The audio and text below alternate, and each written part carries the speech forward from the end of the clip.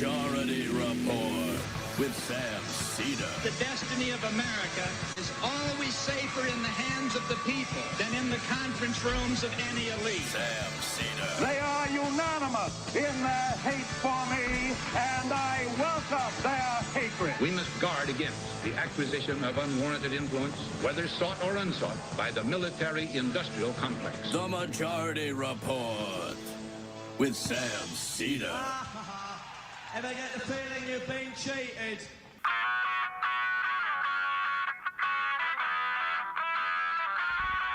It is Tuesday, July 30th, 2024. My name is Sam Seder. This is the five-time award-winning Majority Report.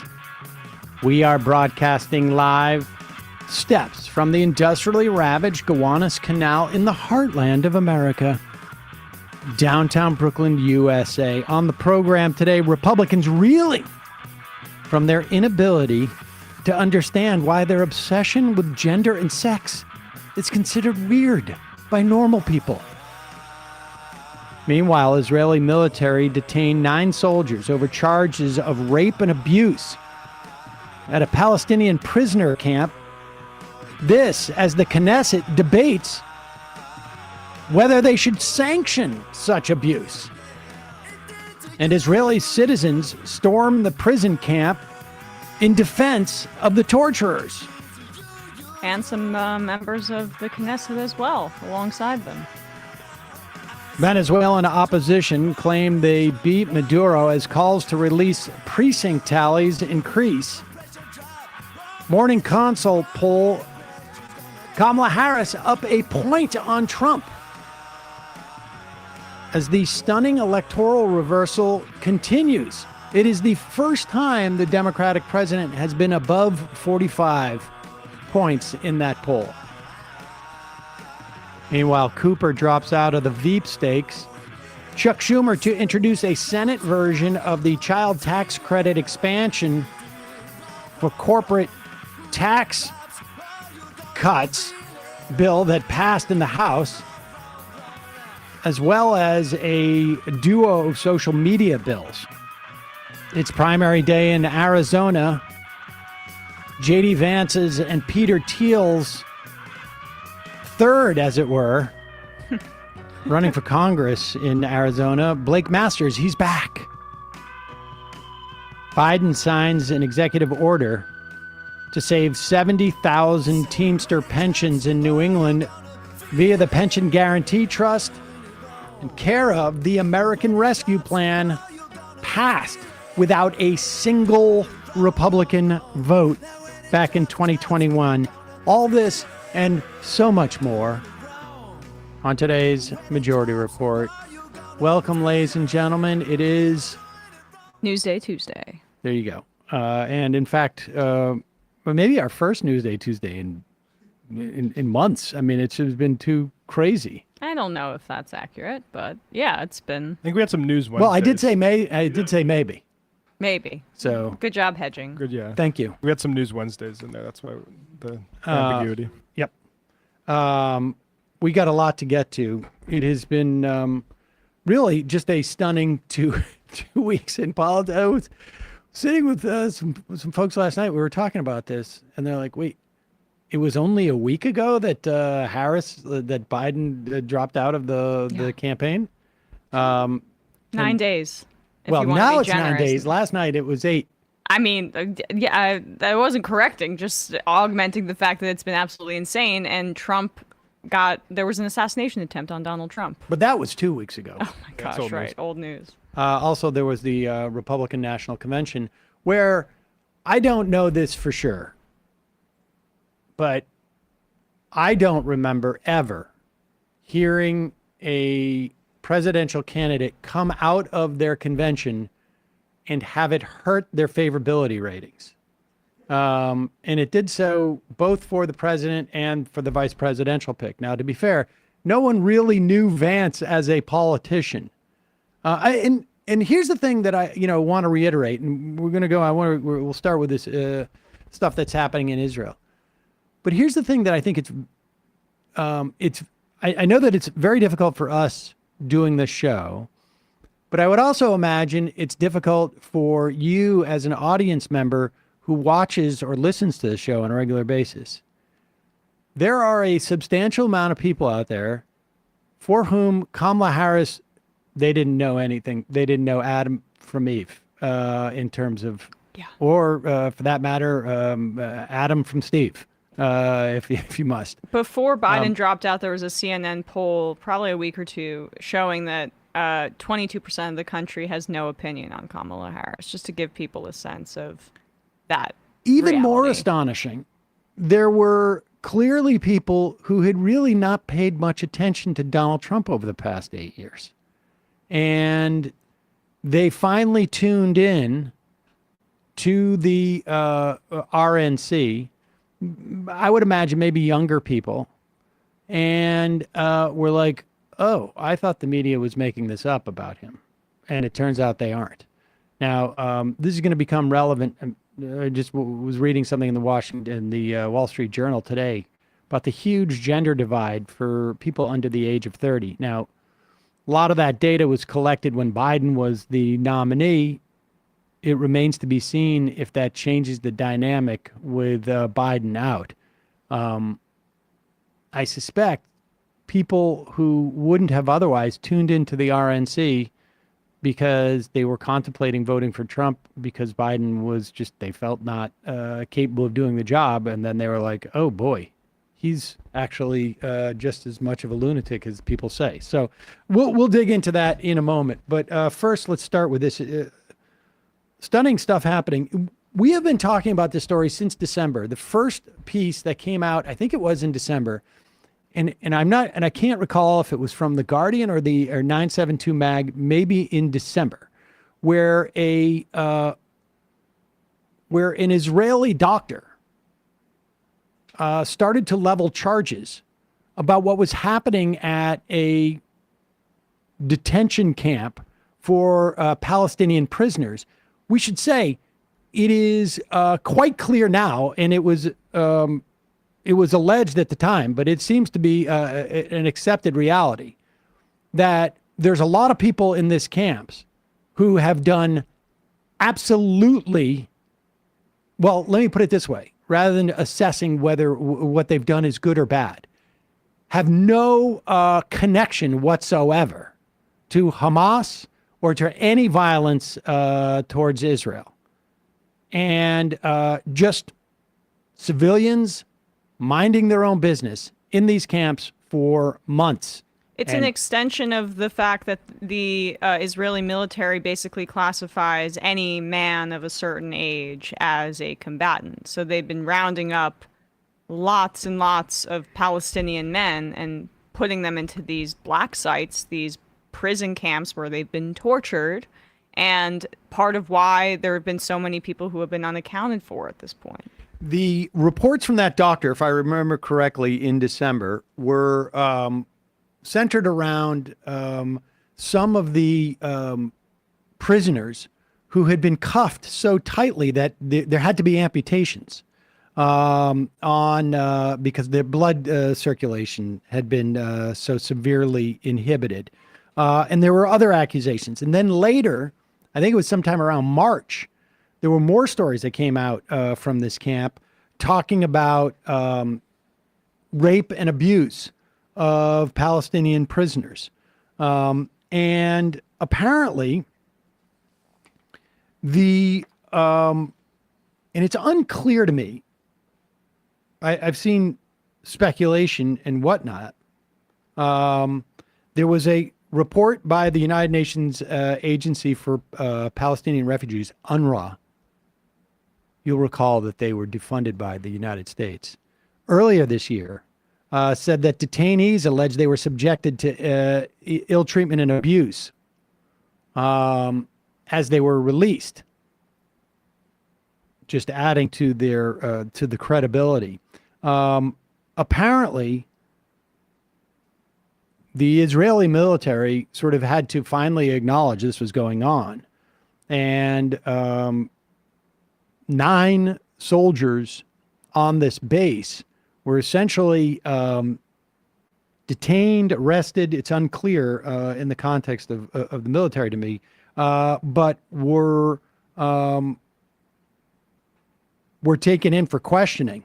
Under And- suspicion of gang raping this particular prisoner to the point where he was, I don't know, unable to walk, extremely severely raped. And what I think is clear from this is that instead of like sort of, look, the United States did this too with Abu Ghraib. Yeah. It's a couple of bad apples, and there's nothing systemic going on here, which of course is bunk. Because Smotrich and Ben-Gvir have been endorsing the treatment here. Ben-Gvir, I believe, said, quote, "I am proud," upon confirming the conditions that had been worsening in Israeli prisoners. And Smotrich has shown public fealty to the far right and other members of, I think, his party in particular, at least one who joined these activists in storming the base to not protect the Palestinians, not to say this is the right thing to do, to stand up against rape, but to protect the soldiers in their right to rape Palestinians. Here is the Israeli Knesset discussing reports of abuse and torture. I don't know what else you call it against Palestinians at this said. It's hard for me to pronounce it. Said time and camp. Oh, okay. I'll read it out loud. I don't know if you know, but there is an incident. Go back for a second, please. So there's. I don't know if you know, but there's an incident right now in Sid Temin where military police came to arrest soldiers who were guarding the Nakba terrorists in Sid Temin, the Nakba terrorist detention center.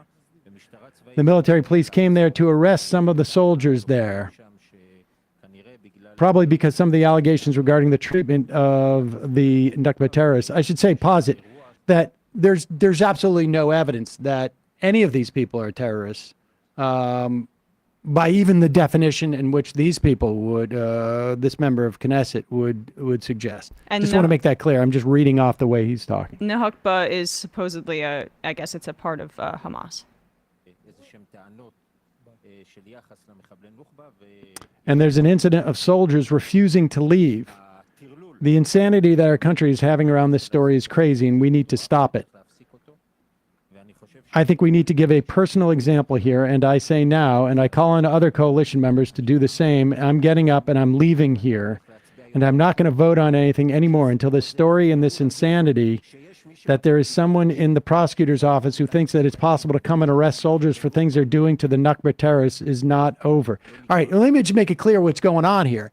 This guy is enraged.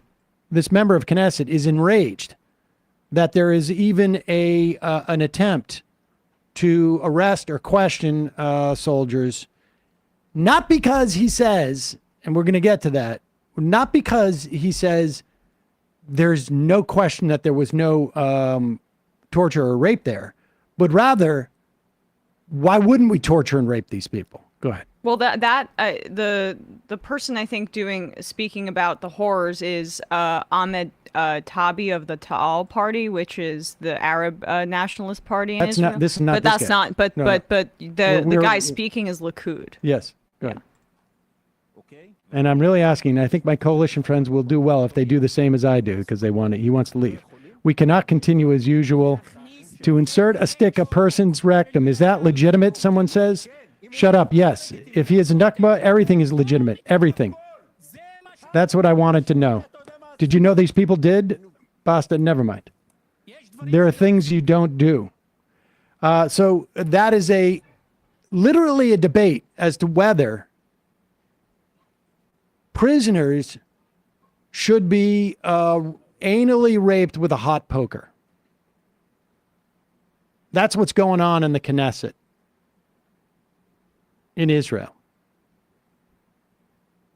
which really in many respects is a sideshow. There have been reports coming out of this prison camp for 8 months now.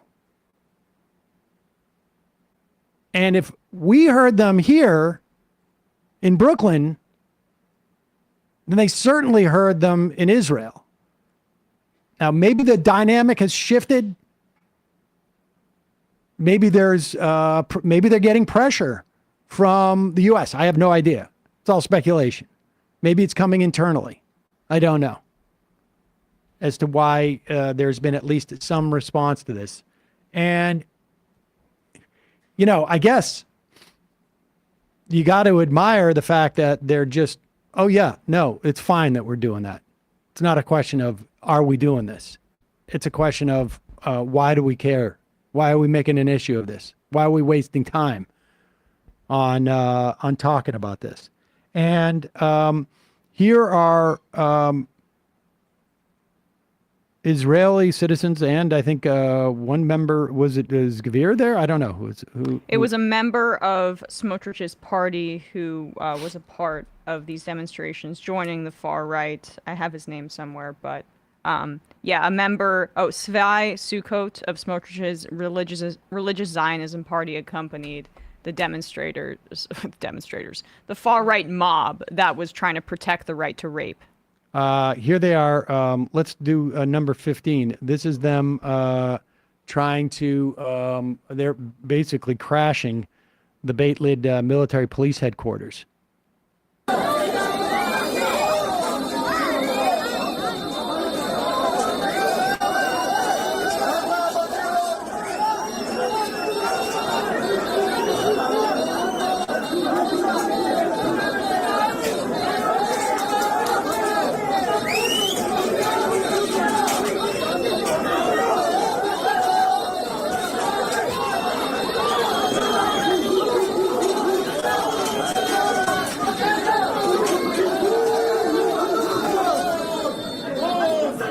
Then they went to the courtroom, essentially, I guess, on that base.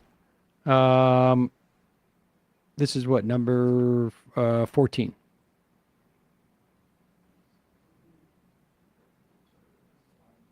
And I should say Sukkot was not at maybe that, but he was at the leading the protesters to the gates at the prison itself. חבר'ה, מה אתם מפחדים? כנסו. אל תפחדו, יש פה לוחמים בפנים, כנסו. לוחמינו הגיבורים, אנחנו איתכם.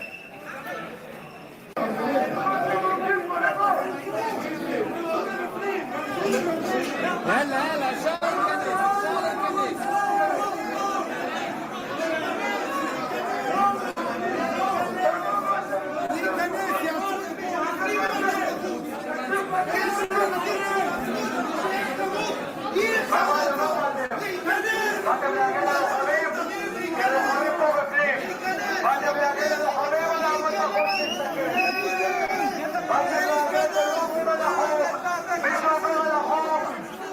All right. Well, that's just what's going on in Israel. Meanwhile, there is, the ceasefire negotiations still going on. There are still sticking points. Apparently, there are new Israeli demands, surprise, to maintain a presence on the Gaza-Egypt border. That is the Philadelphia corridor.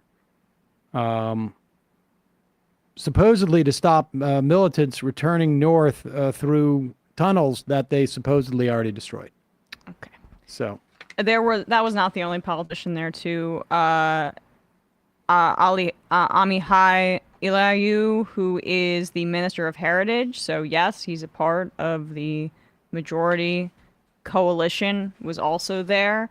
He was the one who suggested using a nuclear weapon in the Gaza Strip earlier on in 2023. So this is the reality of where Israeli society is at right now and the fractures that are within it, because you can't do a genocide and remain the same as a society. There's just no way. So in the way Gaza is decimated, also polio is spreading, I think, apparently rapidly throughout the Strip.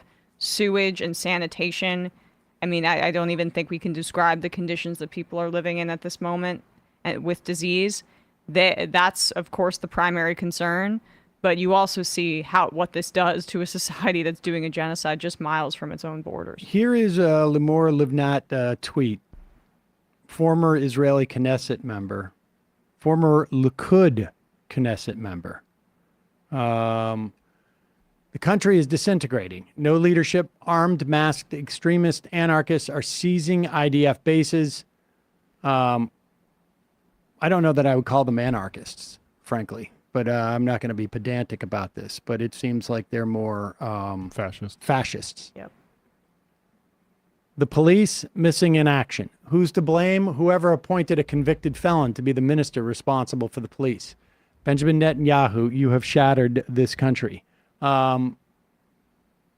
People are looking for a fall guy, but it's hard to imagine that any member of Likud could really, frankly, multiple powers. The problem is this is going to fester. You have the police and the military not getting along on how to respond to uprisings. Like, that's not typically a great sign. No.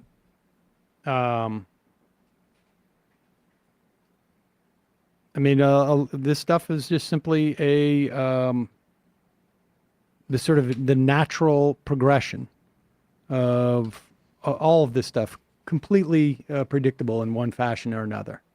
Except really, I guess, the speed at which it's happening, this level of fracturing and. But I feel like this has been going on. I mean, this trajectory has been happening for decades. For sure. South Africa was kind of the same way. In the mid 80s, people were like, yeah, it's going to be around for decades and decades. And then it collapsed quickly. Unspooled. Yeah. Ilan Pappé writes about that in Sidecar. People should read his piece from last month about how Zionism is seriously under threat as a project right now, which is a good thing, but also a terrifying prospect in its unraveling.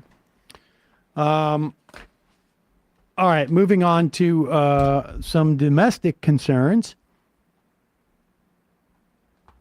Joe Biden signed an executive order today, and we had touched on this when O'Brien, Sean O'Brien? SOB. Sean O'Brien. I think I knew like 4 Sean O'Briens in high school. Sean O'Brien, also from Boston, Teamsters president, spoke at the Republican National Convention, and part of the reason why Democrats were upset about that was the fact that O'Brien knew that Joe Biden and the Democrats were 100% solely responsible for what was formalized yesterday in the American Rescue Act of February 2021, which was it 0 Republicans voted for. Rescue plan, I should say. 0 Republicans voted for. Included in that was a fund to augment the Pension Benefit Guarantee Corp. The Pension Benefit Guarantee Corp was set up under ERISA, I believe, in the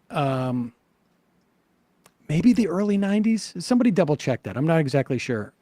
And basically what it was doing, there was a time in this country where the majority of workers, or a plurality of them at least, had what was known as a defined pension benefit. Defined benefit pension. In other words, you would be guaranteed a certain amount of money on a monthly basis when you retire.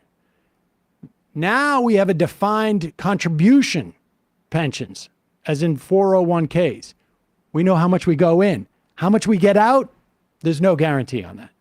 And I think it was in the wake of the American Airlines bankruptcy, or maybe I'm just conflating that because that's when the last time I really spent some time digging into this. The Pension Guarantee Trust or Corporation gets fees and basically backs up pensions for large single employers if they go out of business, and so that workers don't get stuck. It was created by ERISA in 1974. And in the wake of COVID, the Democrats understood too, though, that there is a lot of pensions in terms of class of workers that could be in deep trouble, particularly in terms of unions, because a lot of people get laid off and benefits are not included. And these pensions were weakened because of the 2008 financial crisis. And there was really no way to recover from that, right? I mean, you have whatever, just pick a number, 100,000 people who are signed up to your union pension who are going to retire in 2008, 2009, 2010, 2011. And because of the financial crisis, the value of those pensions dropped by 20%, 25%. You still got to pay out to all those people. So there's a sort of a rolling deficit in these pensions. And it was coming to a head for a bunch of workers, but particularly 70,000 Teamsters throughout New England in various jobs. Some bakery workers, some warehouse workers, some delivery drivers, some freight drivers. 28,000 in Massachusetts, 13,000 in Connecticut, 6,000 in New Hampshire, 4,000, 5,000 in Rhode Island, Maine, and Vermont, a couple thousand. And so the American Rescue Plan, passed exclusively by Democrats, a couple of $1 trillion, I think. Tens of billions of dollars was used to basically augment the Pension Guarantee Trust or corporation to pay out and insure the pensions of workers. And through an executive order, Biden made sure that these multi-employer pension plans were basically made solvent over the course of the next 30 years. And that includes the 70,000 Teamsters, 72,000 Teamsters. And so it colors that speech at the RNC in a different light, I think. Tough to say. I mean, look, it's one thing to go make a pitch. It's another to say there are anti-union people on both sides. Now, that may be technically true. But if you've got two sides and 100 out of 100 are anti-union and 2 out of 100 are anti-union on the other side, it's a little disingenuous to just say there's anti-union people on both sides. Right. Or to kind of muddy the waters to talk about anti-elite rhetoric being in any way equivalent to the substantive changes that the Biden administration, who we've been critical of in many instances, but in this regard has been a marked improvement and definitely the best president in terms of as it relates to labor in my lifetime, maybe in your lifetime, Sam, as well. Since LBJ, don't forget that you had a little bit of a crossover there, right? I mean, this is not a stray. This is just facts. When was he president till? 68? 68. Oh, yeah, maybe okay, all right. Well, long story short, the best, the most pro-union president in quite a while, and so... I just don't remember him. Yeah, but look, O'Brien has the right to leverage these things, and I would say, like, when we say it's the best pro-union president, that's because we have gone through a period of atrocious anti-union presidents. Yeah. The bar is in hell, but the point is that he has the Democratic... Which is why there's all that distrust. Just right. Everything's on the curve, ladies and gentlemen. That's why there's distrust within the rank and file, too, so he's also has to be responsive to exactly. that. He's a politician, too. But I think, like, we can also call a spade and talk about the material differences between the two parties. Well, and like calling Hawley and Vance like pro-worker is just like, that's bad political education. Bad political education. They have a great aesthetic, though, apparently. Oh, they're anti-elite, J.D. Vance and Peter Thiel. I think apparently. that's bad political education, too, to say they have a good aesthetic. Jay Tingle, I'm old enough to remember the LBJ references on Get Smart. I guess I am too. These guys, they're looking at me like, what's Get Smart? I don't remember H.W. Bush times really at all. Oh, I would have been 4. Just so. stop it. I don't remember. I remember Bill Clinton Clinton. times. But no, I saw Get Smart, the remake with Get Anne Smart with Hathaway with and Steve Carell? Steve Carell. Duh. I think that was even like the second remake. I think Andy Dick was in one, maybe the TV show before then. I don't even want to talk about it. I quoted Get Smart in my Yearbook? high school yearbook. Oh. Yeah. Rock and roll. All right. Let's also, I want to just touch on this too. Chuck Schumer introducing, calling for cloture on 2 sets of bills. We've talked a lot about the child tax credit. It also was instituted under the American Rescue Plan. It lifted 7 million people out of poverty. It reduced child poverty by 45% in the course of a year. That figure was $3,000 annually, paid out untethered from work requirements. Democrats tried to bring it back in the Build Back Better. That fell apart in my estimation because of sort of like poor tactics by Biden in trying to seem bipartisan, and then he just opened up the floodgates, and you can't do that.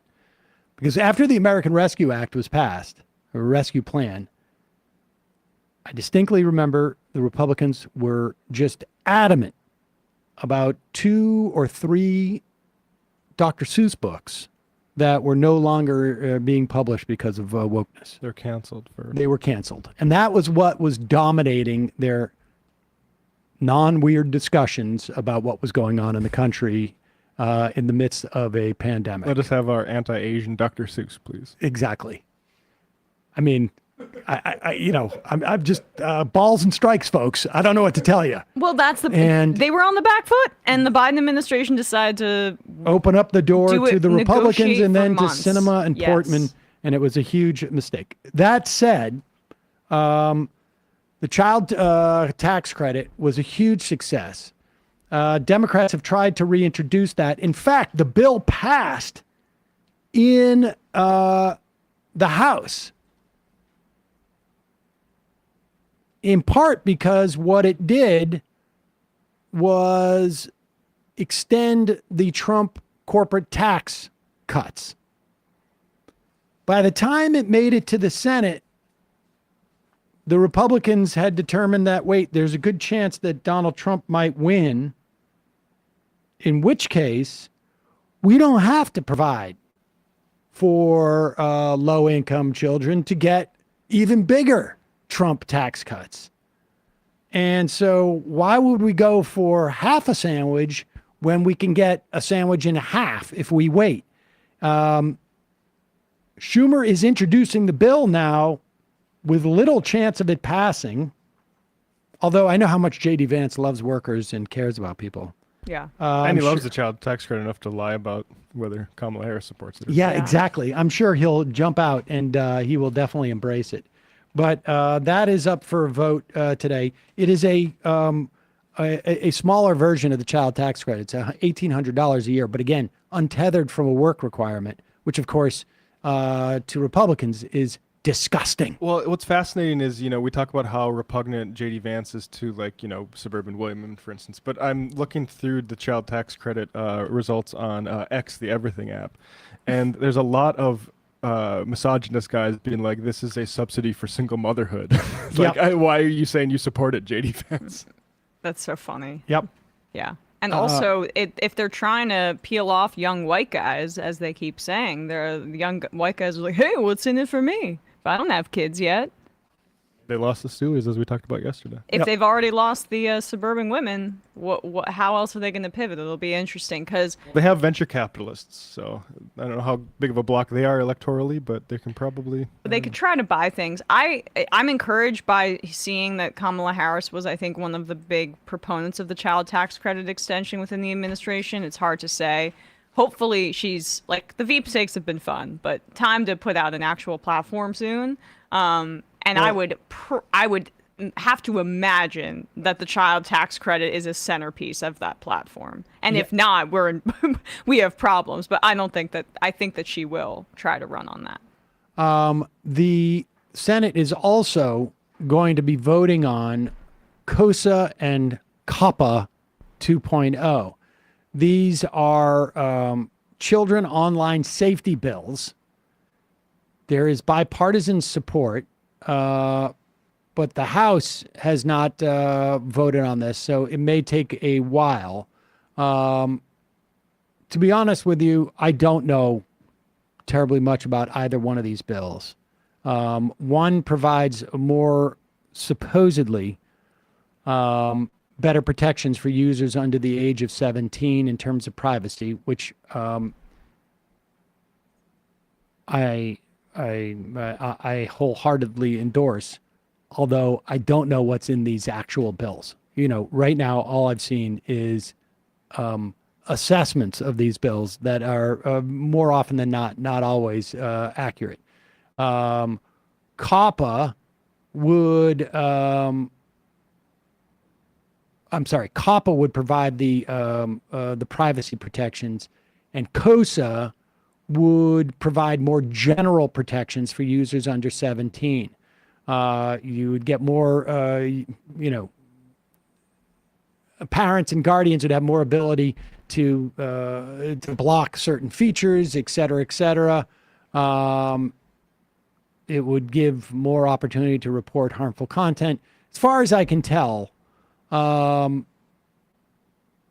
lot of this stuff is pretty straightforward. I don't have too much of a problem with it, although I imagine there may be some issues where it would inhibit some children's ability to get information where they need information. Maybe 17 is too old. I don't know. But I mean, we'll dig into it more. It's not looking like it's going to be passing anytime soon. Frankly, I am all for, you got to be 15 before you're on social media.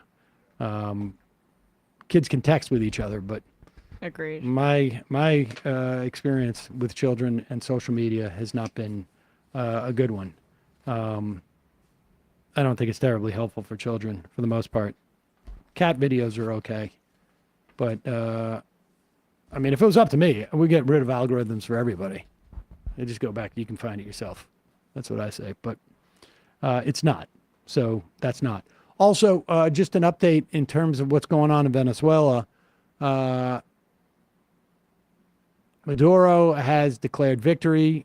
The opposition has also declared victory, or at least said that they have reason to believe that they won the election.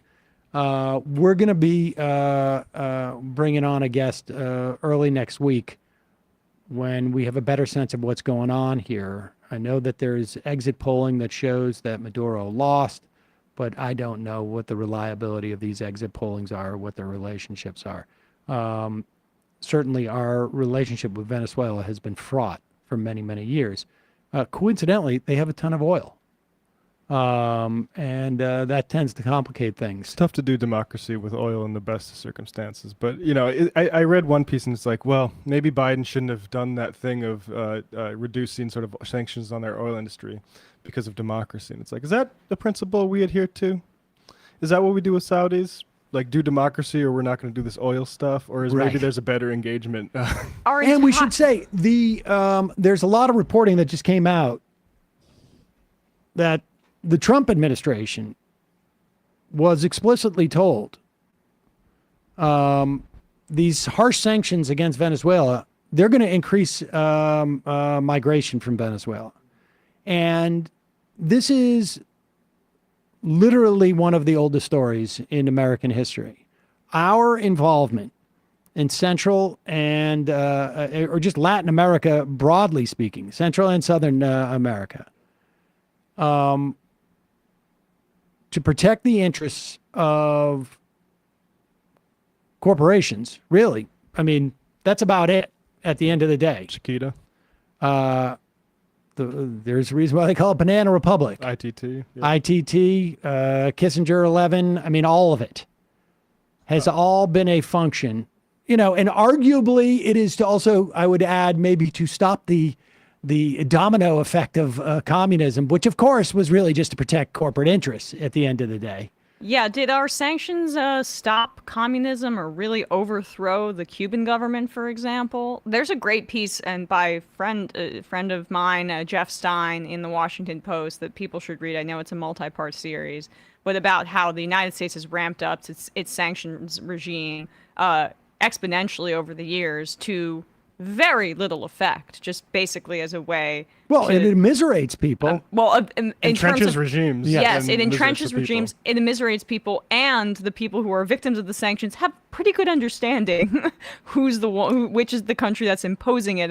It doesn't do what the United States says it does, which is like destabilizing these leaders that they want to get rid of. It hasn't had a good effect. And and over the years, there has been various attempts and varying levels of degree of destabilizing regimes and whatnot, to the detriment of anything remotely considered democratic, and but to the benefit of militias, drug cartels, and others making for incredibly diminished economic opportunity and personal safety. And that's why this is not just a pull situation. It's not that we just have roads paved with gold, but when you make other countries so dysfunctional that the only option for a significant segment of the population is to leave the country, or at least like one or two members of a family to leave the country to send money back, or to try and establish a beachhead where they'll be safe. That's what's going on. And it'll shift. Sometimes it'll be more Venezuelans. Sometimes it'll be more Hondurans. Sometimes it'll be more Mexicans. Sometimes it'll be more. But the story essentially remains the same. That we have meddled in these countries and destabilized them enough that it ends up, and we now, we have reporting, at least that is like contemporary, because this has been something that's been going on for decades. Particle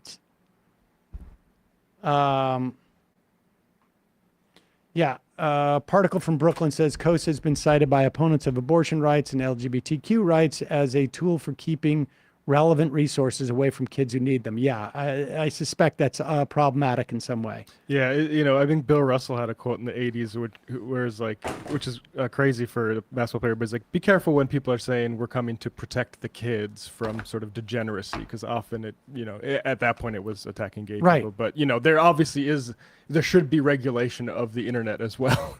Yes. And the EU, I think, does a decent job. All right, let me just do one more quick story, and then we'll get into the weirdness. Because I heard this on the AP this morning, too. Maybe it was yesterday, and I'm like, what? That McDonald's was being forced to lower its prices or to cut back on employees because of inflation has made it too hard for people to eat at McDonald's. And this is completely counterintuitive, or at least it just struck me as weird, because when things get more expensive, McDonald's is generally the beneficiary. God bless you. Because instead of eating at Outback Steakhouse or, Fuddruckers or whatever it is, we're going to go out to McDonald's tonight with the kids. That's generally what happens. Dean Baker had a piece. NPR tells us McDonald's is a victim of inflation. They're losing customers to inflation, is what the headline said on All Things Considered. The gist of the piece is that the economy is so bad that people can no longer afford to eat at McDonald's. And now the company is being forced to lower its prices. Incredibly, Dean Baker writes, the piece never once mentions the company's profits. They went from $11.8 $1.18 billion in the year ending December 2019 before the pandemic to $14.69 billion the year ending March, an increase of more than 31%. That compares to an overall inflation rate of 21% over this period. Did they increase their prices during that period? Does it say? And then are they decreasing it to go back to levels as we see the CPI basically return to pre-pandemic levels? That's probably more likely what they did. They ramped up their prices because they could. I mean, look, I'm going shopping for a used car for my daughter now. We're going in halvesies. And I was talking to a guy at, I go to like small dealers, not like, full-on dealers. And the guy's like, right now it's just price gouging. Because he said, like, all the chips. You're playing the game called capitalism. All the chips that they needed for new cars came in, a year or two ago. They've been producing the new cars.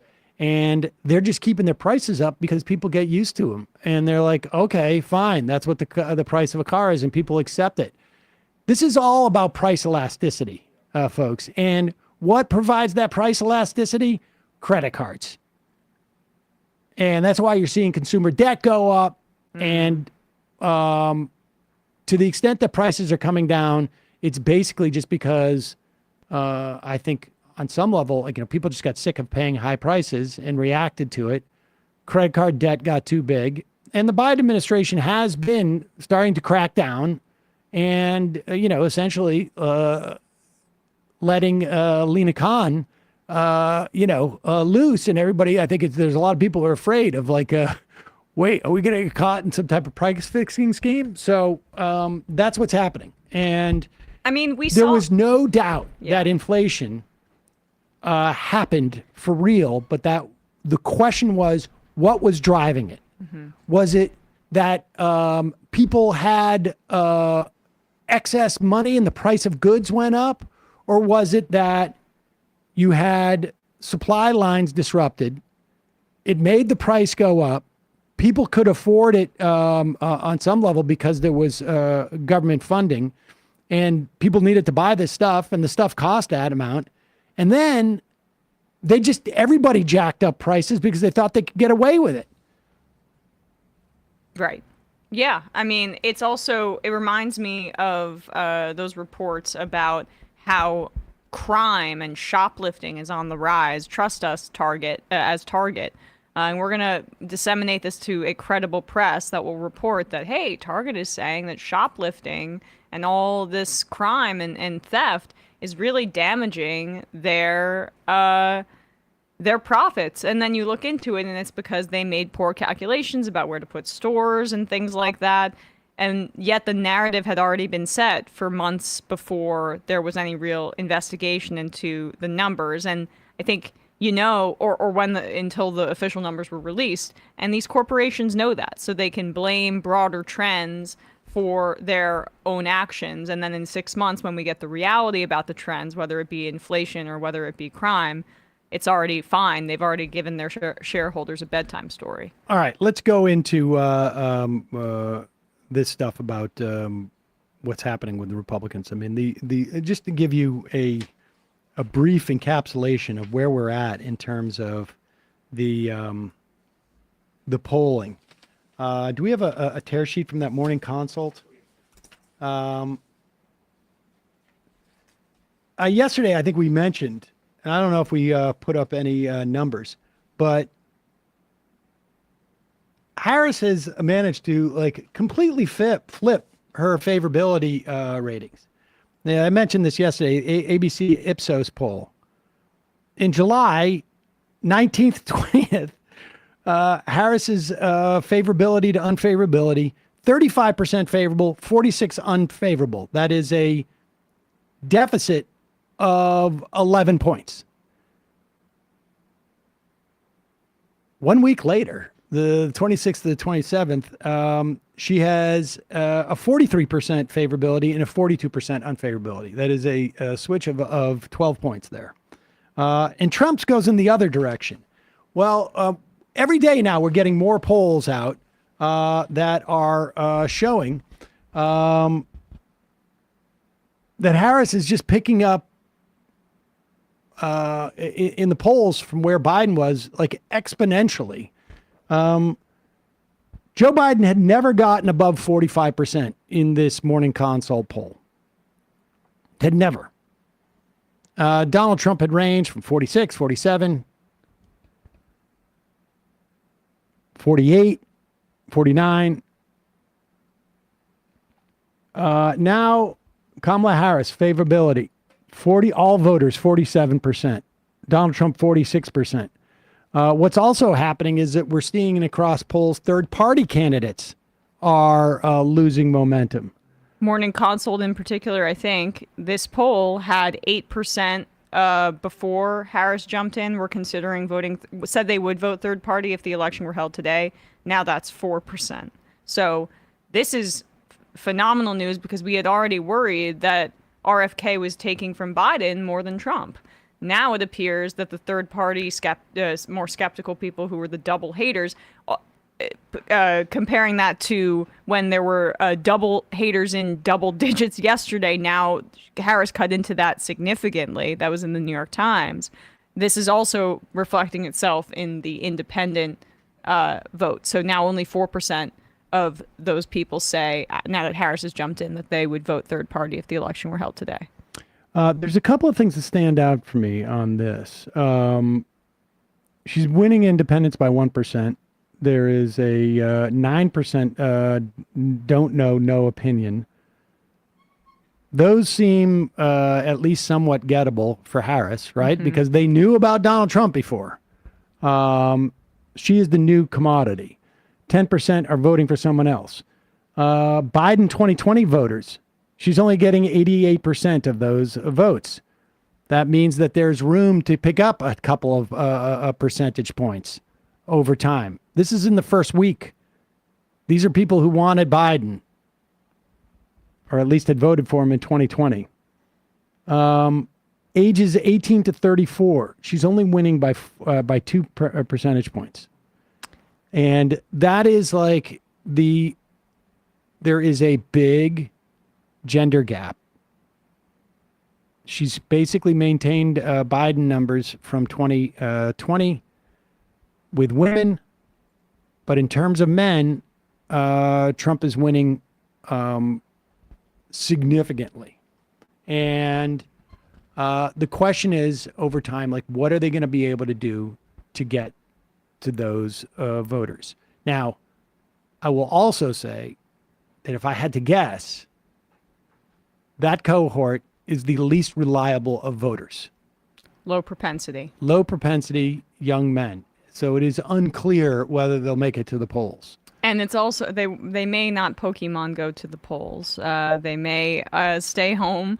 And they may not Pokemon go to the polls? Well, you don't remember that? I won't even remind you because I welcome, I don't want to torture Hillary you. Lore. Hillary Lore.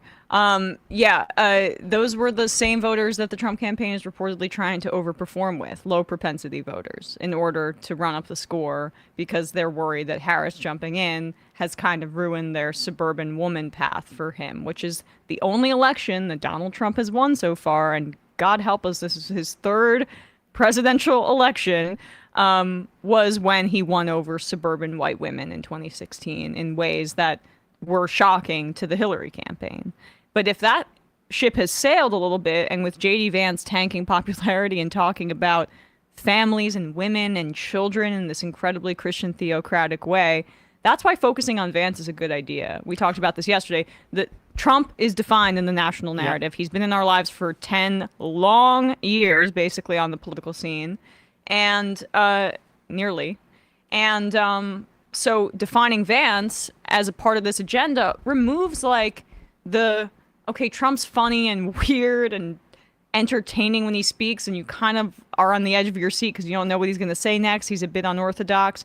Those parts of his character get washed away when you remind people by connecting him to Vance about Roe v. Wade. This guy's a Christian theocrat and Trump's serving this agenda. I saw Harris had this ad out today where she called it maybe you don't need to find it, but she called it the Trump abortion ban like 6 times in 30 seconds. And that's something that Biden was unable to do, and that's what this polling showed. It was Biden was the floor for Democrat support, and I would say also he was an anchor on it too. He could have sunk them lower than a generic Democrat. Harris is running as generic Democrat, and that's why she's surging in popularity. And I also think she has a personable quality to her that some people like. The question is she needs to come out with a platform pretty soon. Yeah, I mean, she's only been the candidate for 7 days, and we're going to get the convention is when generally you get that platform that comes in. But yes, I Here's agree. a platform. We need you to be mamala of the country. Right. But also, to be fair to Biden, saying Trump abortion ban, that's 2 R's in like 3 words. And that's almost... And you talk about migrants, when you talk about the abortion, and you say this young girl got attacked by a migrant.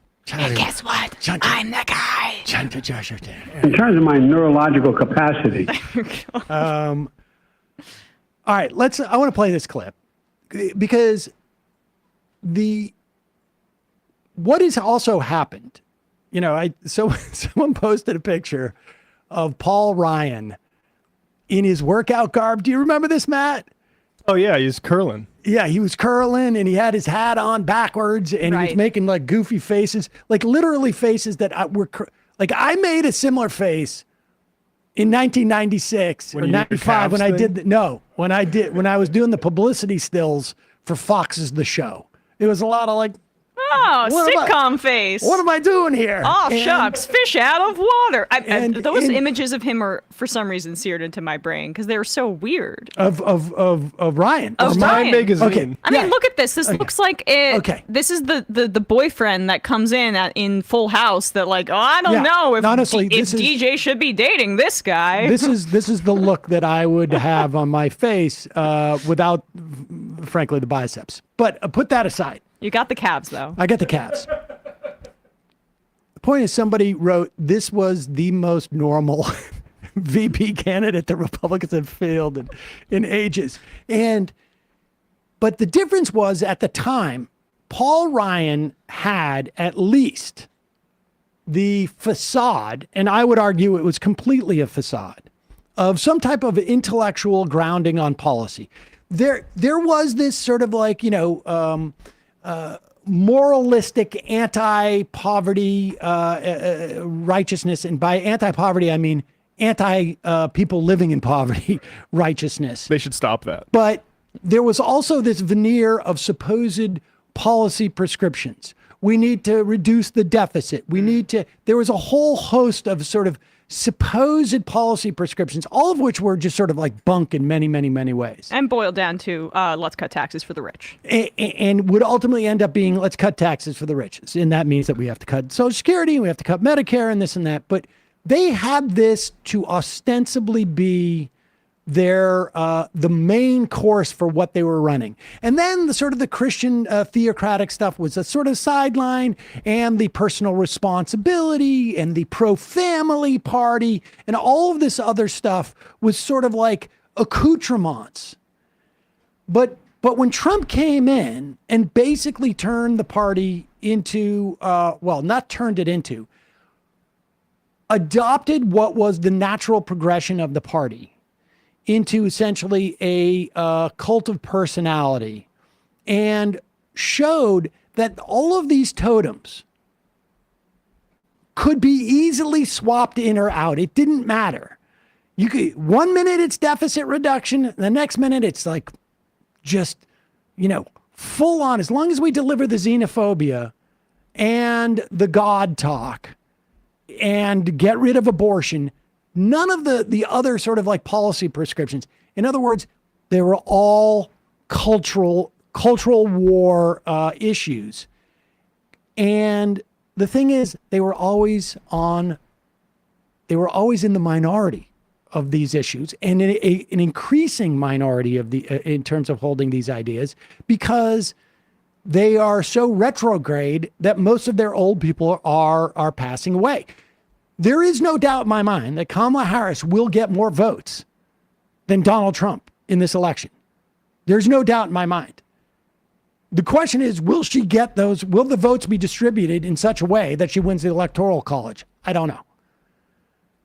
And so they're running on a minoritarian, retrograde, revanchist program. And which is why they are so easily attacked as being weird and out of step. And let's be clear. There is people who celebrate their weirdness. And they celebrate their weirdness because they know I'm weird. I'm a bit of a misfit. I have different ideas and I don't fit in and conform to society. And I'm okay with that. And I celebrate my weirdness. Like, like those are the type of people who I happen to like people like that. They are conscious that they hold different ideas that may be out of step and this and that, may not be the norm. And that's what makes them and their life interesting. Republicans are weird in a different way, in that they don't realize they're weird. They think everybody believes these weird ideas, and it's impossible for them to see it. And so instead of embracing the weirdness, they completely are like, what are you talking about? And this ad has driven them crazy. And frankly, it's incredibly accurate. We have so many, we'll play a series of clips after this that are all this ad, except for they're serious. This is an ad put out by a PAC, Won't Pack Down. I don't know who they are, but here's the ad. Us MAGA Republicans banned abortion, but that's just the start. That's just the start. If Trump gets elected, we want the government involved in all aspects of your sex life. Way more involved. Way more involved. When you have sexual intercourse, it should be illegal to use contraception. No pills, no condoms. Your genitals are reserved for procreation. If you freeze 12 eggs, you should be required to have 12 babies, or else you're a serial killer. And I'm definitely not a serial killer. Are you? My son monitors my porn usage to make sure I'm not self-pleasuring. Just like Speaker of the House Mike Johnson. That's true, you can look it up. Don't you think that's normal? Yeah, I do. It's normal for your son to do that. You should have a family member monitor your porn use too. Because pleasuring yourself is very, very naughty. I'm voting in November. I'm voting in November. We're all voting in November. Are you? Because what happens in your bedroom is up to me. Is up to me and my son. Also, mouth stuff is a sin. Oh gosh. Are they I like running how that on TV or is that a digital ad? I think that's a digital ad. They got to but put that on the Super Bowl. That is. I mean, I like how that one guy got increasingly sweaty. They just made him more and more sweaty. Spray him down between jobs. Right. Good of those actors taking one for the team, even though that might have not been the most flattering casting call that Oh they my probably God, are you kidding? ever That's your favorite role to play. I would an imagine. But the weird thing, okay, so it's a little, I mean, we're so steeped into it, I'm starting to get a little sick of it, which is just because Well, Hillary participated, so it's kind of over. Right, but with all that said, that's just because, we're in the middle of these things. I think it's a really effective attack for right now to define the ticket. Because we've been saying this for the past week or so.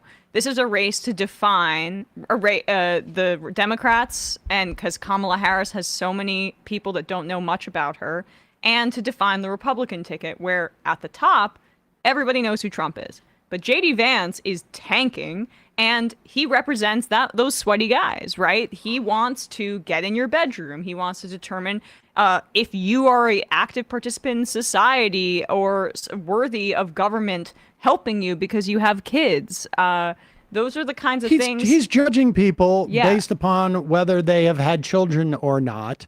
And this isn't just simply a question of do we want to promote certain things in society?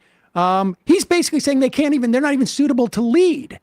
I mean, so this isn't a question of do we want to help families with kids, which I think is a very good thing to do. We should be helping families, period. We should be helping everybody as a government. But to say that certain people should be excluded or have less of a say within the democracy because they don't have children or they have made different decisions is bizarre. Now, the response when Republicans are being called weird is to get weirder. And this is my whole point about why the Republicans don't understand. They keep proving over and over again that they're weird, and not weird in a good way. Again, weird people in society who are fun and are a good weird are people who understand, like, I'm weird. I don't fit in with the normal, with the norms, and I don't care. And that's what makes me fun, and that's why people want to be around me. Weird, genuinely weird, and really the word is creepy. People Creepers. are ones who have no idea. For instance, let's go with that Helen, the one who, the tweet about this is how she is. She is a writer for what magazine? American Conservative. American Conservative. You ready? Calling people, quote, weird is such feminine behavior. Textbook sex difference. Men engage in open conflict. Women police conformity. It's honestly disorienting to hear male politicians use the line. Let me tell you something. This is, and I will grant, I'm a metrosexual. I think we all have established that. But the idea that, first off, like, this is a prime example of what I'm talking about. These people have no idea how cloistered they are. Yeah. She does not realize how absolutely bizarro this theory sounds to normal people's ears. Because, first off, the women police conformity is a reality in her social circles because she is a conservative, because there is just clinically more right-wing authoritarians than there are left-wing authoritarians. It is because there is a patriarchy which defines conservative values. That means women are supposed to stay in their lane. It is clearly defined. And then men get like the other 4 lanes that exist on the highway. And so her perception is that women police conformity. And she doesn't realize that she has this narrow perspective. It is her perception that men engage in open conflict. And therefore, I don't even know what calling somebody weird is somehow submerged conflict. Well, they can't understand that because the entirety of their policing of gender and sexual roles is about trying to create a normal structure, what they define as normal, which is extremely rigid, extremely sex negative, homophobic, racist. It's about defining a certain kind of family structure, patriarchal in nature, religious in nature, as what is normal. So when you talk about how those confines and those strict structures are in and of themselves weird to a majority of Americans. I mean, even calling Kamala Harris a childless cat lady or trying to hit her for not having biological children but being a step parent.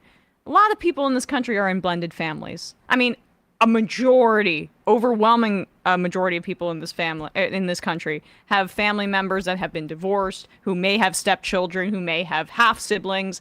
All these kinds of things are a part of the modern American experience. So when you shine a light on people trying to define those roles in some sort of, gender essentialist way, as this person puts it, it makes it feel like completely foreign to people. And that's why the J.D. Vance thing was so bizarre. Oh, wait, here's what Matt Walsh has to say. Yeah, here's Matt Walsh also. Many people have, and this is responding to that ad that we played earlier. Many people have noted how the Dems are trying to cast Republicans as, quote, weird. Even though Dems are the party of cross-dressing fetishists, mentally ill transgenders, naked degenerates exposing themselves to kids, hideous cartoonish drag queens who look like Tim Burton characters, etc., etc. But that's the whole point. They want to flip society on its head and make freakish sickos normal and normal people into freakish sickos. Any normal American is looking at this and going, I don't even know what he's talking about. Like, where is he hanging out? In the course of my day, I don't run into, cross-dressing fetishists or mentally ill transgenders or naked degenerates exposing themselves to kids. Like, I don't run into any of this. I mean, I've heard about, pedophilia. And to the extent that I've heard about it, if I'm just a average American, is probably associated with the Catholic Church. I mean, that's just the reality. I've seen cross-dressing. I remember when Rudy Giuliani, America's mayor, did it, and Tony Curtis and what's his face, and Some Like It Hot and Bosom Buddies, with Tom Hanks, and and to the extent that I do know any transgender people, I know one person, and they're really nice. And so, wait, what's the problem? Like what? Well, because when you say that transgender people are a very small minority in this country. I mean, and we're tiny percentage. That's part of why the Republicans were unable to run effectively on anti-trans panic in 2022. $50 million. It didn't work. Dollars on ads in Michigan alone, but they cannot help themselves. And this is my point again. They are so weird. Not because they are non-conforming or rebels or this and that, right, or they're interesting. It's because they don't realize how out of step they are. And they think that reminding people of how weird they are is proof that they're not weird. Yeah. It's amazing. It's because they're not like us. This has always been the case. Like whether it's a Republican saying we should put somebody between you and your gynecologist, or hey, we need somebody between you and the school board, or actually this high school sports to inspect some genitals. You should always picture those guys from the ad, and it's nice that this is actually getting played. But I would also bring people back to Walz's original point when he said it's weird. It wasn't just a cultural stuff. He said it's weird to means test hungry kids. We just feed them in Minnesota. And I would like that point to be kept with people. That simple policy that just delivers for people is the fundamental point of being normal. Right. And I think we should play this here.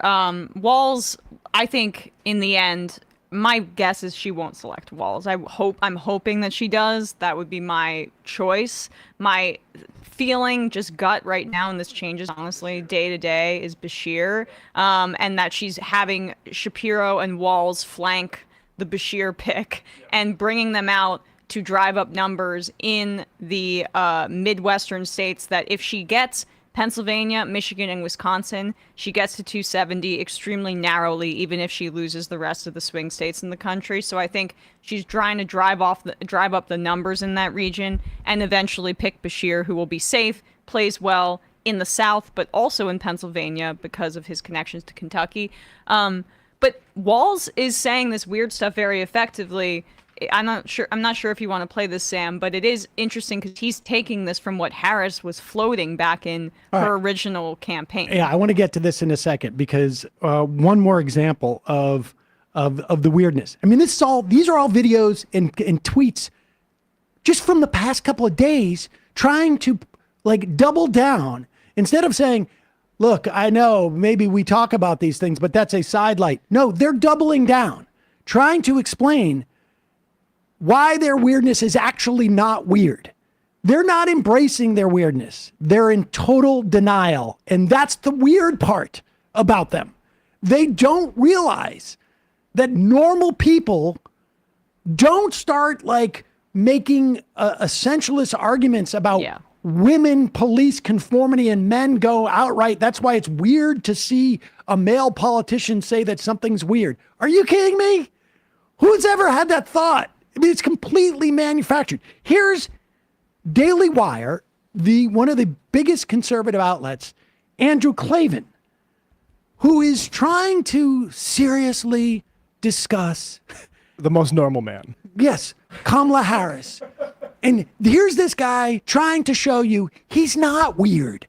The problem is women's brains just don't work properly. Go ahead.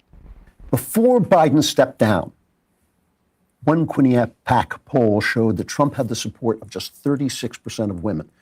58% of women were ready to vote for Joe Biden, a guy that anybody who was paying attention knew was too senile to be the president. So they were willing to vote for a senile goober over Trump. They just don't like this guy. Now, I don't believe in making great generalities about things, like what they call totalizing principles. Like life is about this. But I'm about to make a totalizing principle that encompasses everything. A doozy of one. In fact, I don't have to make any other totalizing principles because this one captures everything. Go. So they were willing to vote for Sina Gruber over Trump. They just don't like this guy. Now, I don't believe in making great generalities about things like what they call totalizing principles, like life is about this or society is about this. But sometimes it's kind of like being the blind man with the elephant. You're only seeing one side of it. But sometimes that helps. Sometimes you're just taking a look at one side of things. And that's what I'm going to do now. There is a sense in which the central purpose of every society is to figure out the distribution of women because women are valuable. They're valuable not just for their company. For a second. I mean, we don't have to listen to anything else of this. We will. Because it's hilarious. But he's just described the function of society is to commodify women. It is to distribute the distribution of women. Now, as you listen to this, I also want you to recall when Jordan Peterson went on Joe Rogan about 4 or 5 years ago and said there's a problem where you have some males who are dominating. They're getting all the ladies, and we should make sure that it's distributed equally.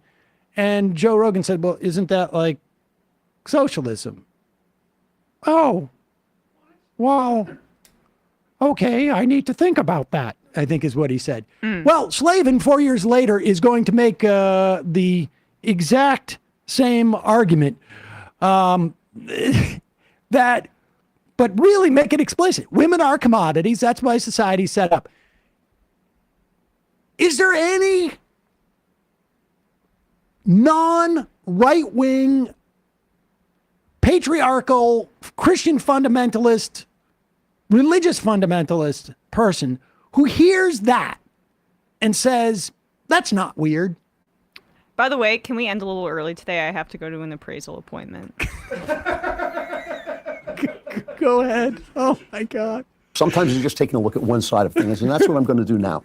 There is a sense in which the central purpose of every society is to figure out the distribution of women. That's your sense. Because women are valuable. They're valuable not just for their company and for their way of looking at things and for sex, which is a lot of fun, but also because they are the only path there is to continuing your genetic inheritance. That is the way it is. More interesting to me than sex. Now, pause it again. Like, I just want you to contemplate, like, who is he talking to?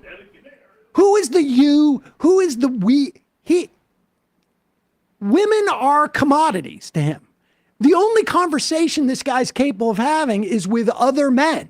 Yep. We're talking, look, you and I, man to man to men, really probably boys.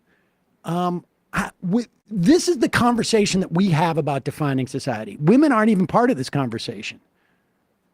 Because if women were going to have a conversation, like, he would say, you know, some of you are really a commodity and others aren't, because we're all in this together. I mean, this is so bizarre. And here's the other bizarre part. We're not at a bar. No. Sitting next to some dude who is ranting. These are self-conscious, completely aware political commentators who are trying to make an argument in public. It is weird to hold these beliefs.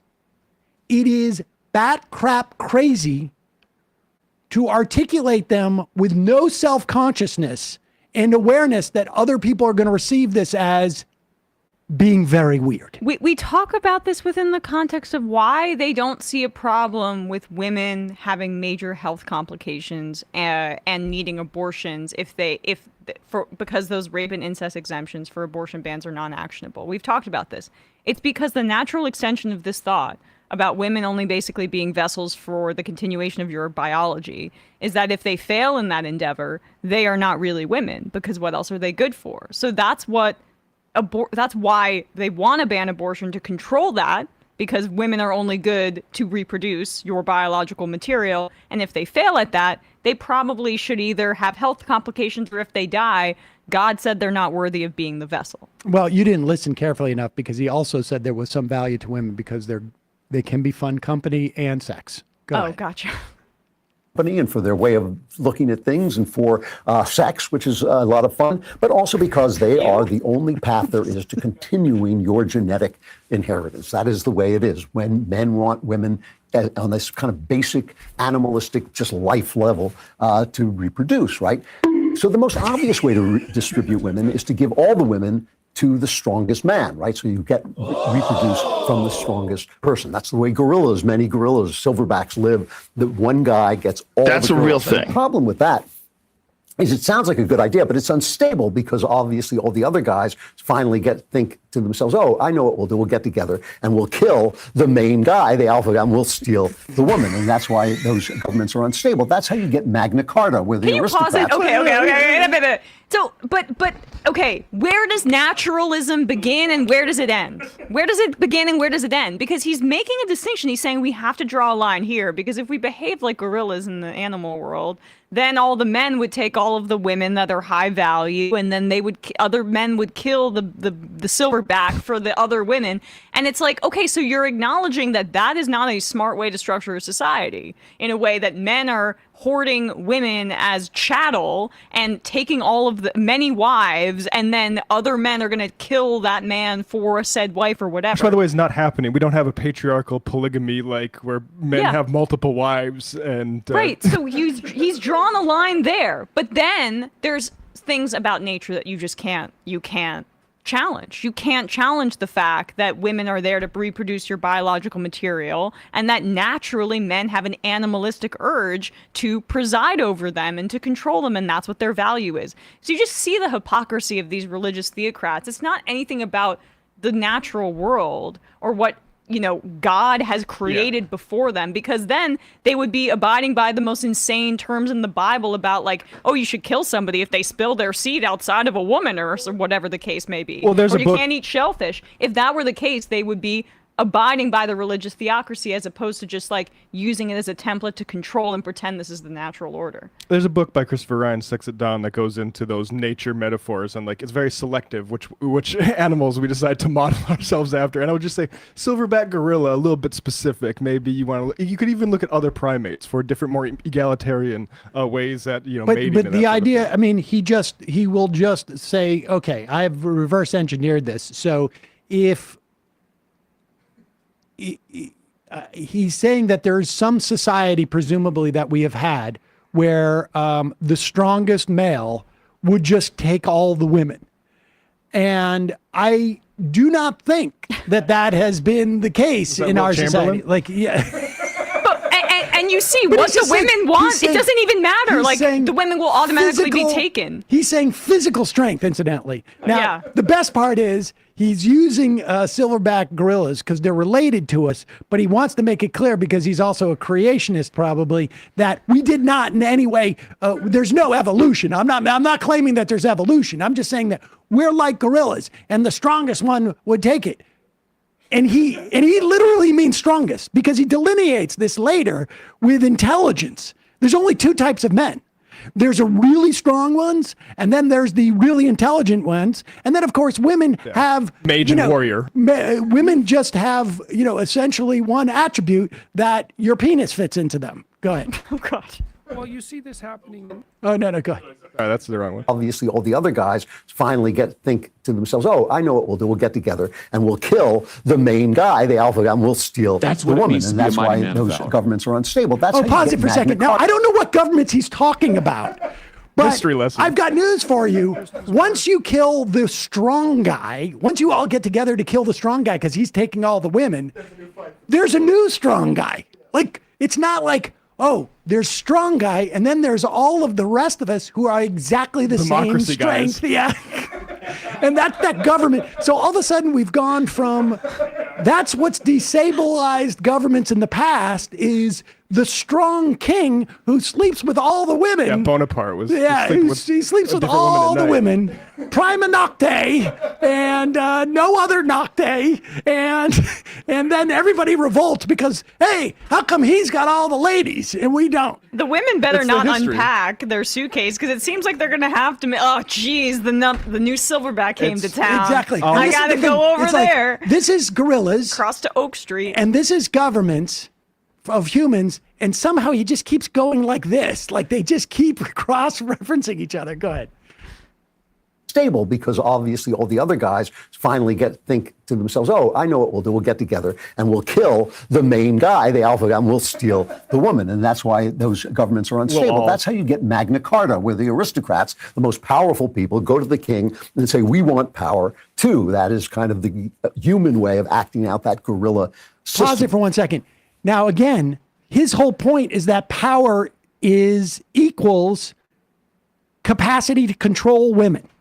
Now, I think there's probably other things that people were arguing about in terms of like why the king shouldn't have all the power. And the lords had money as opposed to maybe It not could be just money being and brute property strength. and whatnot. Yeah. But There's at the some end, taxes, it's all issues. about the ladies. Yeah, Go I don't ahead. think it was like you're taking all the All women. the high-value women. King John. Governments are unstable. That's how you get Magna Carta, where the aristocrats, the most powerful people, go to the king and say, we want power too. That is kind of the human way of acting out that guerrilla system. Ultimately, other men want women. When you have a democracy, the best system is monogamy, right? One per customer. Everybody gets a woman. And it sounds like that means Everybody that gets a weak woman. people will be allowed to breed, Yes, but it turns pause it. out all the people get a woman. You know, he's going to say like all the people get a woman.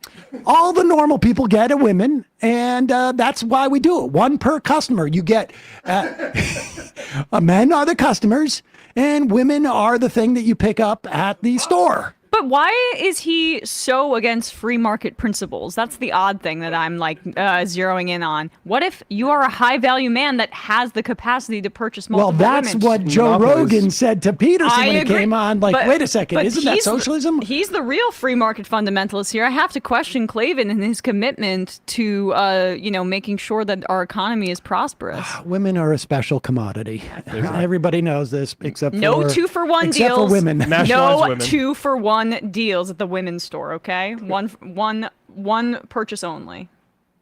want women. When you have a democracy, the best system is monogamy, right? One per customer. Everybody gets a woman. And it sounds like that means that weak people will be allowed to breed, but it turns out it's actually a pretty good system because it favors diversity. Because a lot of times the smartest guy in the room and the strongest guy in the room are two entirely different people. So you want the strongest guy to reproduce, but you also want the smartest guy to reproduce. And that is how humanity Pause it for a second. advances. Do you really? In fact, He's literally doing it now.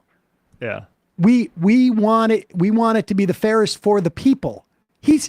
He doesn't even recognize women as people in his little, I don't even know what this is, paradigm that he has. It's a eugenicist paradigm. The way he's talking about reproducing certain kinds of people, or I should say, it's more natalist, which is a branch of that, which I've been trying to highlight on the show, and I think it's so obscure people don't really get it because it's weird. But JD Vance traffics in it. So does Elon Musk. This idea that like social reproduction of certain kinds of people, which ends up usually being white people, but for Elon, he feels he needs to spread his DNA throughout the world because of his intelligence, and that's going to be, they justify it with their God complex about how it's going to help the human race. And the point is that that's weird. People don't want to talk about natalism or like who the most high value woman is, and if this Republican politician or commentator is going to get in between you and your doctor or inspect your kid's genitals or her teammates on the volleyball team or whatever. That's why this is such an effective attack, is because it just shows how small their vision of the world is. I mean, you could just see it through a pinhole, and everybody else is going to be dominated if they're not a part of that vision. So that's why it's an effective attack, because when you can laugh at these guys, then you can both fight them and not take them seriously well, you should take them seriously, but not take these ideas seriously. Somebody said on the IM, Roger, this sounds like DEI for incels. Go ahead. It does. The smartest guy in the room and the strongest guy in the room are two entirely different people. So you want the strongest guy to reproduce, but you also want the smartest guy to reproduce, and that is how humanity advances. In fact, monogamy, one per customer, is a really good basis for a society. However, it goes against the guerrilla code. And the guerrilla code is written into our DNA. We're somehow related. I'm not saying we evolved from gorillas, but we're related to them. We're not that far away from them. The men want lots of women. So the strongest man wants all the women, and the women want the strongest man. That is the way evolution has designed us. So the strong have to take back the women. The reason this gets unanimous consent at Daily Wire is there's not a single one of these guys getting laid there. So they're all these, Well, the problem is we're all the smart people. We're all the smart men, and all the strong men are getting all the ladies. That's the problem. That's always been the problem. It is, yes. The Rock is getting it. Women really like a cowboy type of figure, like a Marlboro Man or a strong guy like Joe Rogan. And so we get screwed because we're really smart. Anyways, here's my theory. Go ahead. They want to take back the women from a system that is free. A system that is free is going to be a monogamous system. That's the way that works because it is the best system for freedom. It means everybody gets something, right? Pause it. All the women get a man. No. Freedom means that women must stay with their man that has chosen them. That's what freedom is. Because women are different than people. They're the commodity that serves people, and therefore there's no such thing as freedom for a commodity. Well, my idea of freedom is a little... look who's talking again. Oh, sorry. All right, go, keep playing. The women. They want to take back the women from a system that is free. A system that is free is going to be a monogamous system. That's the way that works because it is the best system for freedom. It means everybody gets something, right? All the women get a man, all the men get a woman. Do that with money. As close as we can come to that. The strong want to take women back, and they have to do it because it's a free system. They can't do it by force. They might want to, but they can't. They have to do it by lies. And there are two big lies they want to tell them. One is your husband is a no-goodnik. He's a pain in the ass and he's bossing you around. That's the first lie. And that lie is probably not a lie. It's probably true on some days at least. But the big lie that the government wants to tell you, that the people who want the power concentrated all in one place to get all the women, they want to tell you is that women can take care of themselves. And women hate the idea that they can't take care of themselves, but women cannot take care of themselves. They're smaller, weaker. Men are stronger. Men are mean. They're more aggressive. They will take them over. They'll do it anytime they can, anywhere they can. They will abuse them. They will hurt them. Women have to come up with different strategies for survival than men do, right? Men buff up. They get tough. They study karate. They learn how to fight. Women can do all those things, and there still is going to be a man that can take them down. Women have to find different ways of being safe, and one of those ways is finding a man to protect them. Yeah, so it is really amazing. They also have this incredibly insecure self-conception about how their masculinity should be defined in relation to women, which is as the protector, right? They feel that this was why that I returned to this because it was a bizarre moment for me to have that clip of me blow up talking about that subway incident where I had kind of to contrast about the Jordan Neely killing and saying I had somebody who hit into me while they were having an incident and I wouldn't have wanted them killed or detained by somebody. I just moved away. And Ben Shapiro played that on his show. And I wondered why that bothered people so much. But it really is this idea that a lot of these men have, because the conservatism is so weird and focused on structuring gender roles in this completely suffocating way, they define their masculinity as basically a white knight to save certain kinds of women from certain kinds of other men. And so when they talk about these things in animalistic terms or in the natural order of the natural world, it also makes it quite easy for them to divide people up by race and gender and into almost tribal fiefdoms where their side is the one that wants to dominate and win, as opposed to just creating a society where all people can have prosperity and be comfortable. I think the liberals well, all the women. You're not including the fact that it means that you're capable of leaving your man, which is inappropriate, and that is one of the problems. Isn't the best system for freedom isn't the one where you can decide if you want to be monogamous or polygamous or whatever? Isn't that the best for freedom? Well, but if we have polygamy, or if we have people who are polyamorous, or people decide they don't want to stay with one person, then what will happen is all the strong men will overthrow the the other strong man, and then we'll have a destabilized society. Incidentally, like both genders are having like loneliness and connection issues, and it's funny how differently they get interpreted. When it's women, it's like, you made the wrong choices. You decided to go for a career. His whole rant was completely directed at men, as if like we're the only ones who talk about society. Women are just commodities. I mean, he literally says, he opens it up with the commodities. Now, here's the bottom line. We could probably talk about this clip for hours. We could probably give it to academics. It's 1:40 and it's still the first half of the show. Exactly. We could give it to academics who would study it for days and months and weeks. But the bottom line is, the easiest, the too long don't read version of this, it is super effing weird. Like it's creepy. Yep. It's creepy and it's weird, and not in a good way. Mm-hmm. There's no like celebrating my differences and this and that. No, it's just weird because the dude has no idea how this hits the ears of the vast majority of people. Let alone women. Like, okay, so I saw a clip this morning, Kamala Harris talking about her mother and getting choked up about her mother's passing, right? And I saw another version of her explanation for her laugh where she spoke about how she has a hearty laugh because her idea of being a woman is sitting around the kitchen table with her women and with her mom and her aunt and telling stories and having hearty laughs and having a cup of tea, which, like, who knows if that's true, right? But it's a politician. But that's the kind of thing where, like, I hear that and I feel, okay, I can connect with that, right? Like, that's just speaking to women's humanity and their shared experiences and their passing down traditions from their mother and things like that. That kind of politics, I know it maybe doesn't appeal more broadly, but if they're trying to drive up the female vote, it's just normal and relatable. It's just everybody can be like, okay, I've had that with a female relative, that kind of connection as a woman. What he's talking about here, if the more that they focus on this and the weird little men trying to get in women's business, the more human the Democratic ticket looks, the more human their proposals look, especially if we have walls out there talking about things like free school lunches, and Democrats center their platform on childcare, which I think is going to be the case, and the child tax credit. Those are the kinds of things that like give a feeling of warmth and humanity to a campaign that I haven't seen in quite some time.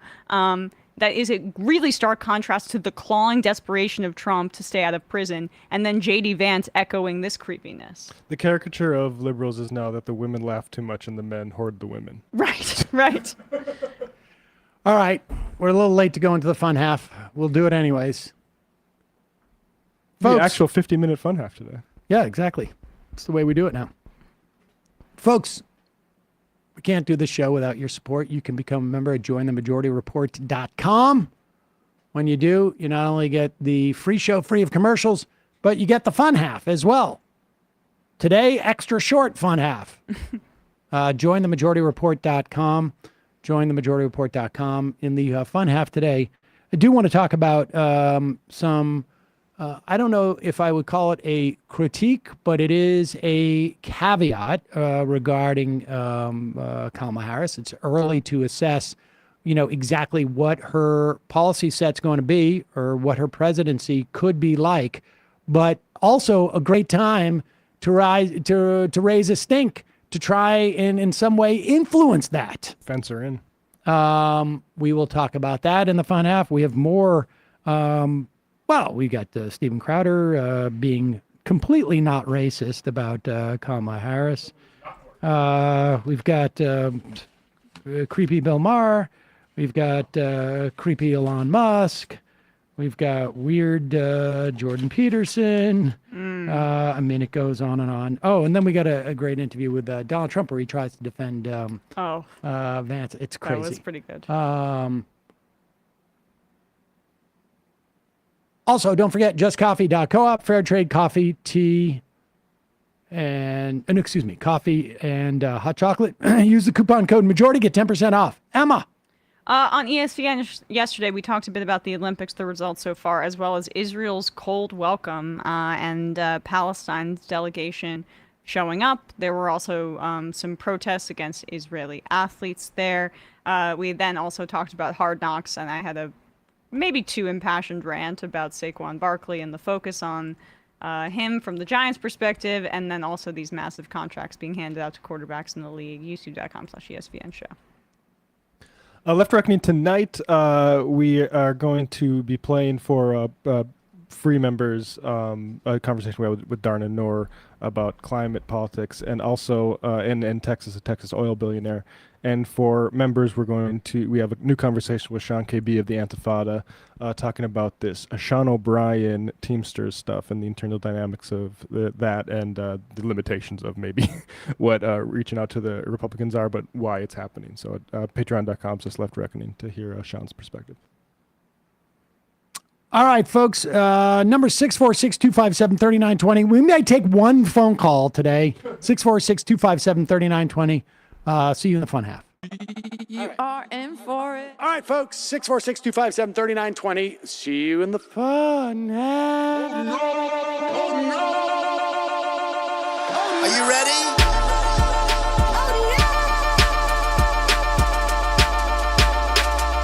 Who sent us this? Alpha males are back. Boy is back. And the alpha males are back. Just as delicious as you could imagine. The alpha males are back. Boy is back. And the alpha males are back. Just want to degrade the white man. Alpha males are back.